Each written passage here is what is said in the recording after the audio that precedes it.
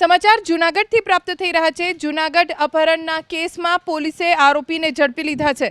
પોલીસે આરોપીને મધ્યપ્રદેશના રહેવાસી હોવાની જાણકારી પ્રાપ્ત થઈ છે। હજુ એક આરોપી ફરાર છે। લગ્નની લાલચ આપીને સગીરા સાથે દુષ્કર્મ પણ આચર્યું હોવાનો આરોપ છે। હાલ તો પોલીસે આગળની કાર્યવાહી હાથ ધરી છે।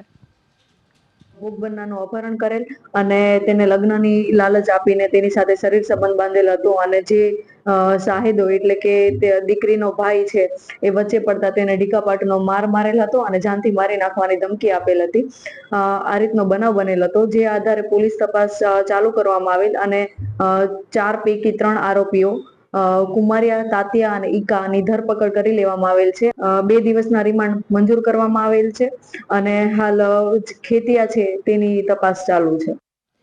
મોરબીનું ટંકારા કે જ્યાં 2 બાળકોનું અપહરણ કરવામાં આવ્યું હતું, પોલીસે મહિલા આરોપીઓને ઝડપીને બંને બાળકોને છુટકારો અપાવ્યો।